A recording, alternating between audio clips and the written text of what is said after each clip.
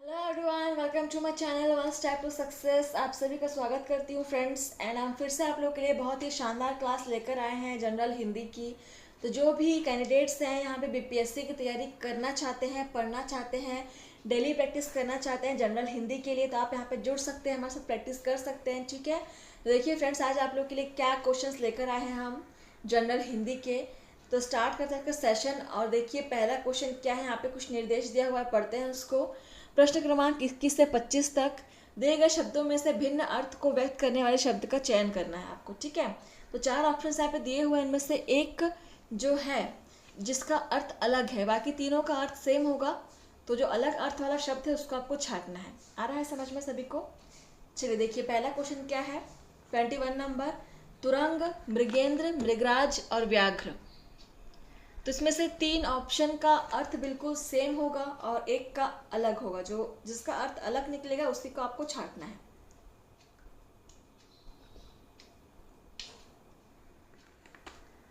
चलिए क्वेश्चन को नोट करेंगे और देखिए इसका पहला का आंसर क्या हो जाएगा। सभी ने नोट कर लिया क्वेश्चन को। देखिए इस क्वेश्चन में आपके समानार्थी शब्द, पर्यायवाची शब्द भी आपको यहाँ से मिल जा रहे हैं, है ना।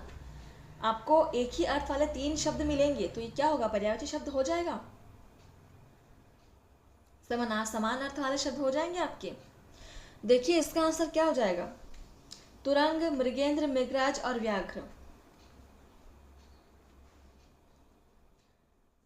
तो देखिए मृगराज, मृगेंद्र और व्याघ्र, ये तीनों का अर्थ बिल्कुल सेम है, बस तुरंग का अर्थ यहाँ पे अलग है। ठीक है, तो ऑप्शन फर्स्ट इज करेक्ट। तो तुरंग का अर्थ क्या होता है आप मुझे बताएंगे कमेंट सेशन में, ज़रा मुझे ही पता चले कि आप लोगों को कितना पता है। चलिए देखिए अगला क्वेश्चन क्या है, पावक, अनिल, अनल, कृषाणु। तो इनमें तीन शब्दों का अर्थ बिल्कुल समान है, एक का अलग है। पावक का मतलब तो आग होता है, सभी को पता है। अनल का अर्थ भी आग होता है और कृषाणु का अर्थ भी आपका आग ही होता है ना। तो यहाँ पे केवल एक ही मुझे डिफरेंट दिख रहा है क्वेश्चन नंबर 22 का, अनिल। अनिल मतलब क्या होता है, अनिल मतलब हवा होता है। ठीक है, तो option B is correct. Anil यहाँ पे एक डिफरेंट शब्द था। देखिए अगला क्वेश्चन क्या, 23 नंबर क्वेश्चन आपका, व्योम, नभ, तल, गगन। तो इनमें से कौन सा शब्द का अर्थ अलग है तीनों से। व्योम मतलब आकाश होता है, गगन मतलब भी आकाश होता है, नभ का मतलब भी आकाश होता है, परंतु तल का मतलब आकाश नहीं होता। तल मतलब क्या होता है, वो धरती की बात कर रहा है ना, तली की बात कर रहा है। तो यहाँ पे तल ही है जो आपका डिफरेंट हो जाएगा। So option C is correct. तो इसको आप नोट कीजिएगा किसका अर्थ क्या है, ये आपके पर्यायवाची शब्दों में काम आएंगे। देखिए अगला क्वेश्चन नंबर 24 क्या है, लोचन, जलज, नयन, चक्षु। तो लोचन का अर्थ तो आँख होता है, नयन का अर्थ भी आँख होता है, चक्षु का अर्थ भी आँख होता है। तो बहुत क्लियर आंसर है जलज। जलज का अर्थ आँख नहीं होता, तो जलज का अर्थ क्या होता है, जलज यहाँ पे आंसर हो जाएगा आपका। लेकिन जलज का अर्थ क्या होता है, कमल होता है। ठीक है, option B is correct. Question number 25 देखेंगे क्या है, भागीरथी, सुरसरिता, जानवी और कालिंदी। चलिए आंसर कीजिए।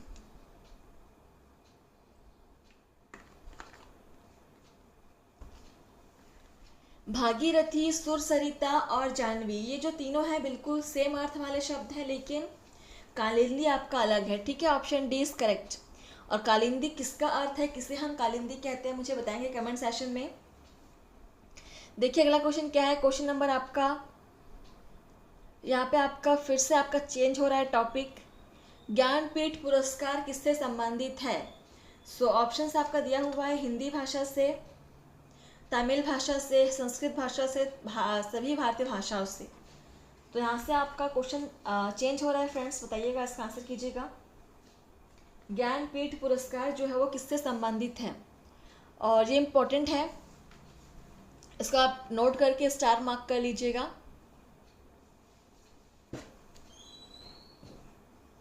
देखिए जो ज्ञानपीठ पुरस्कार है फ्रेंड्स, वो यहाँ पे सभी भारतीय भाषाओं से संबंधित है। ठीक है, तो ऑप्शन आपका बिल्कुल D is correct. Question number देखिए अगला क्या है, काव्य मीमांसा के रचनाकार है। तो आपके फिर से यहाँ पे रचनाकार और रचना के क्वेश्चंस हैं। काव्य मीमांसा के रचनाकार हैं, सो ऑप्शंस हैं भारवी, भास, श्रीहर्ष या राजशेखर। कौन है काव्य मीमांसा के रचनाकार? नोट करेंगे क्वेश्चन को एंड देन आंसर करेंगे। तो जो भी यहाँ पे न्यू हैं, न्यू कैंडिडेट्स हैं, न्यू स्टूडेंट्स हैं जो अभी भी जुड़े हैं, तो आपसे अनुरोध है कि अगर आप डेली प्रैक्टिस करना चाहते हैं तो क्लास को सब्सक्राइब कर लीजिएगा और बेल आइकन को प्रेस कर दीजिएगा, ठीक है। फिर आपको यहाँ पे हमारे जो विभिन्न प्लेलिस्ट है वो आपको मिल जाएंगे और यहाँ पे आपको डेली बिल्कुल फ्री प्रैक्टिस सेट प्रोवाइड कराया जा रहा है, बिल्कुल इसके लिए कोई अमाउंट नहीं लिया जा रहा है।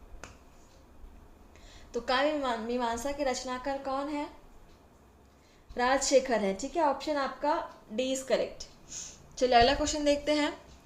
यदि ए ओ के आगे कोई स्वर हो तो इनके स्थान में क्रमशः ए व अव आय अब हो जाता है, तो ये कौन सी स्वर संधि कहलाती है? बहुत ही बेहतरीन क्वेश्चन है ना, और बहुत ही डीप लेवल का क्वेश्चन है। तो उसका बिल्कुल नोट करेंगे क्वेश्चन नंबर 3 को और समझ के आंसर करेंगे। ऑप्शंस है वृद्धि स्वर संधि, यण स्वर संधि या आयादी स्वर संधि या दीर्घ स्वर संधि।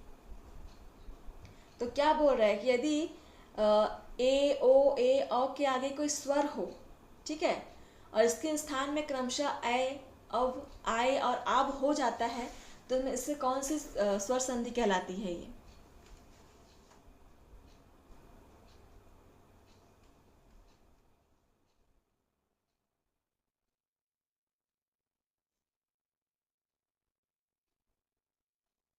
चलिए बहुत ही बेहतरीन क्वेश्चन था, आंसर कीजिएगा।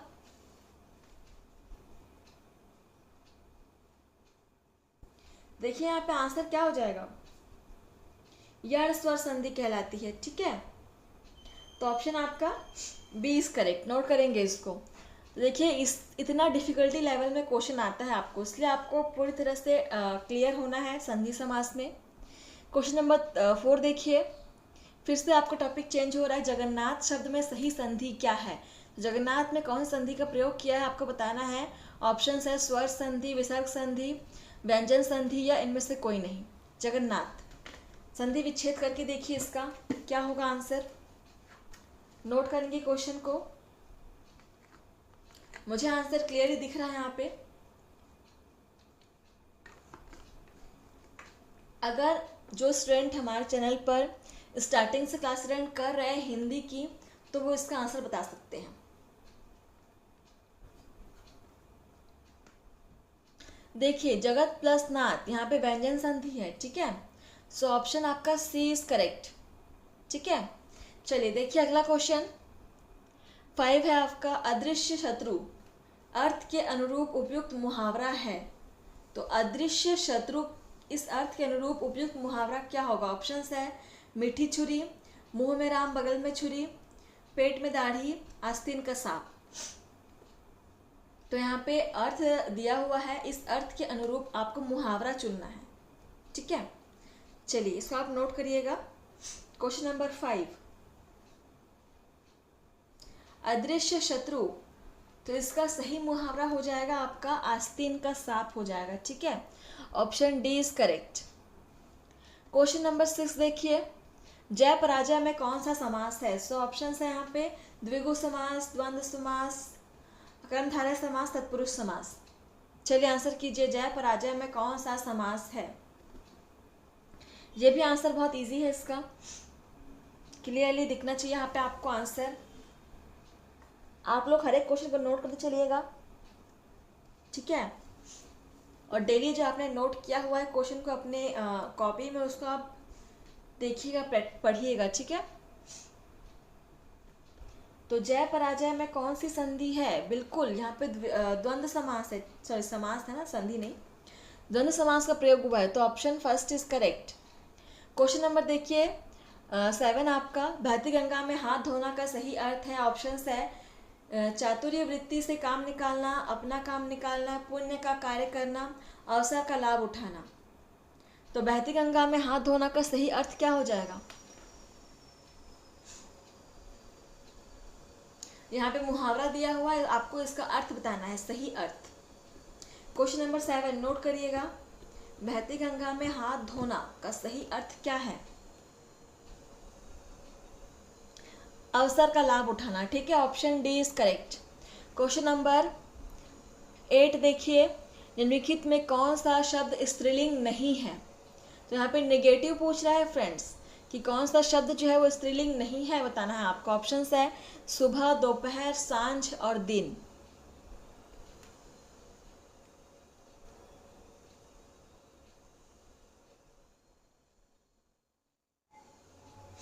चलिए,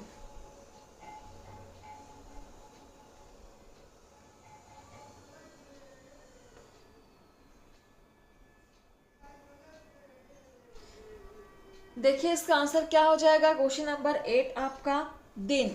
तो हम दिन की समय नहीं बोल, दिन का समय बोलते हैं ना, तो ऑप्शन डी है जो स्त्रीलिंग नहीं होगा, ठीक है। ऑप्शन क्वेश्चन नंबर 8 का, बाकी सुबह, दोपहर, सांझ तीनों ही स्त्रीलिंग है, लेकिन ऑप्शन डी जो दिन है वो आपका स्त्रीलिंग नहीं होगा, ठीक है।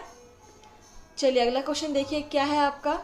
क्वेश्चन नंबर 9 है, निम्नलिखित में से कौन सा शब्द हंस का पर्यायवाची है? हंस का पर्यायवाची ऑप्शंस है तुरंग, भुजंग, मराल, पंचवाण। तो हंस आप लोगों ने सभी ने सुना होगा, इसका पर्यायवाची शब्द क्या हो जाएगा, बताएंगे आप लोग, ठीक है। आंसर कीजिए, ये तो बहुत ही इजी है इसका आंसर। और क्लास को शेयर करना मत भूलिएगा फ्रेंड्स, आप लाइक शेयर कर दीजिएगा क्लास को, ठीक है। अभी तक हमने बहुत सारे सीरीज करा चुके हैं, आप उन सभी को अटेंड कीजिए।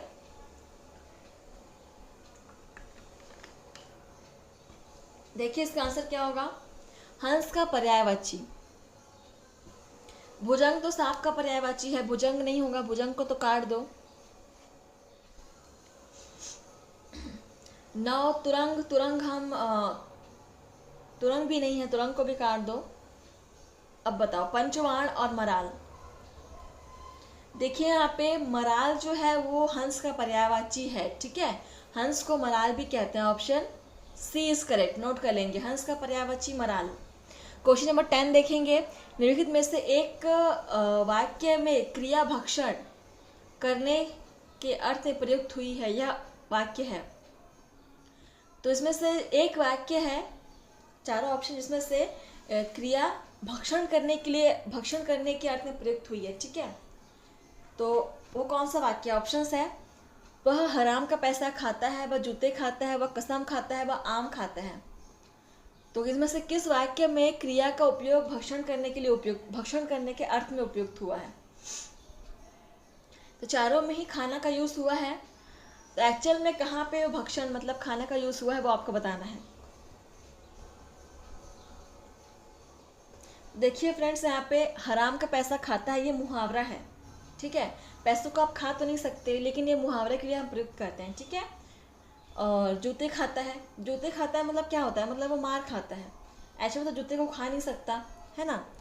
कसम खाता है, कसम खाना भी एक ऐसी बोलचाल में हम बोलते हैं कि वो कसम खा रहा है, कसम को तो आप चबा के खा नहीं सकते ना। लेकिन ऑप्शन डी देखिए, वो आम खाता है। अब बिल्कुल आम को खा सकते हो, आम खाने के लिए ही है, आम को हम चबा चबा के खाते ही हैं, है ना।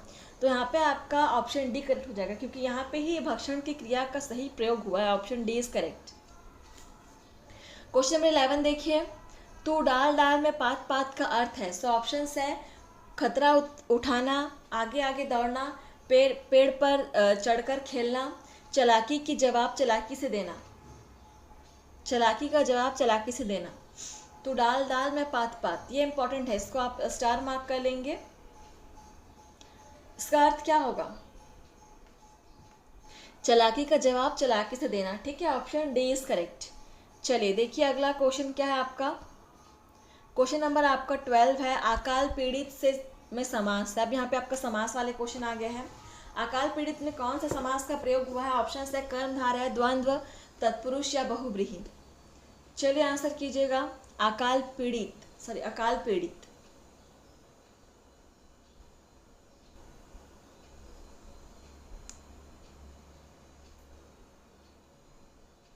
चलिए बहुत ही अच्छा क्वेश्चन, आंसर करेंगे।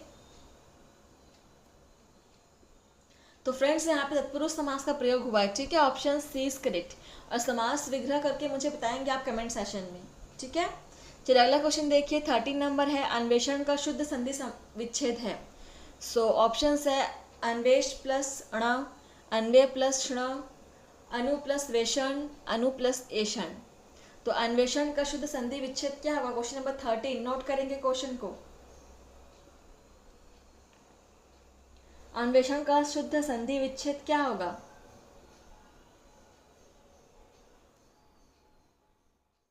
नोट कर लिया?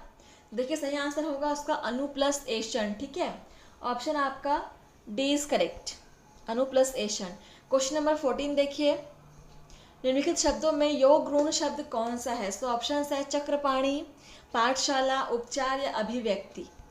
तो योग ऋण ये सब क्या शब्द होते हैं आपको समझना जरूरी है। किसे कहते हैं योग ऋण शब्द, है ना।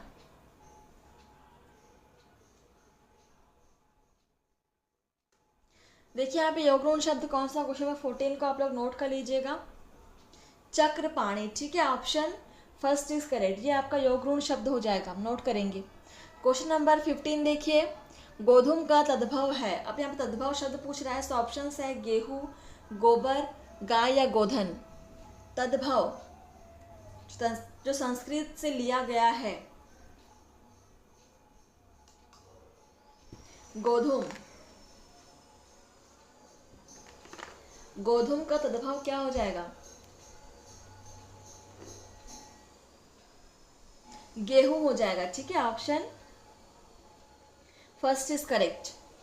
क्वेश्चन नंबर 16 देखिए, तल्लीन शब्द में सही उपसर्ग का विच्छेद है। सही उपसर्ग का विच्छेद है, सो ऑप्शन है तल प्लस लीन, तद प्लस लीन, तत् प्लस लीन, तत् प्लस लीन। चलिए, तो सही उपसर्ग का विच्छेद यहाँ पे कहाँ दिया हुआ है आपको बताना है, मतलब संधि विच्छेद कहाँ पे सही किया हुआ है वही बताना है आपको। इसको भी आप नोट कीजिएगा। देखिए आंसर क्या होगा इसका, नोट कर लिया सभी ने, तत् प्लस लीन होता है, ठीक है। ऑप्शन डी इज करेक्ट, तत् प्लस लीन। चलिए अगला 17 नंबर क्वेश्चन देखिए, शिव का कौन सा अर्थ नहीं है? सो ऑप्शन है महादेव, पशुपति, चक्रपाणी या शंकर। महादेव भी हम शिव जी को ही कहते हैं, शंकर भी हम शिव जी को ही कहते हैं, पशुपति भी हम शिव जी को कहते हैं, लेकिन चक्रपाणी, चक्र को धारण किया हुआ शिव जी नहीं, विष्णु जी होते हैं, ठीक है। तो यहाँ पे शिव का अर्थ कौन सा नहीं होगा? चक्रपाणी नहीं होगा। ऑप्शन सी इज करेक्ट, ठीक है। तो देखिए अगला क्वेश्चन क्या है, 18 नंबर क्वेश्चन है आपका, कारक के भेद हैं। सो ऑप्शन है 5, 6, 7 और 8। ये क्वेश्चन हमने पहले भी किया हुआ है फ्रेंड्स, रिपीट हो रहा है, ये इंपॉर्टेंट है, इसको आप स्टार मार्क कर लेंगे। कारक के कितने भेद होते हैं? कर्ता ने कर्म को करण से द्वारा, पढ़ा है ना आप लोगों ने? चलिए आंसर कीजिए।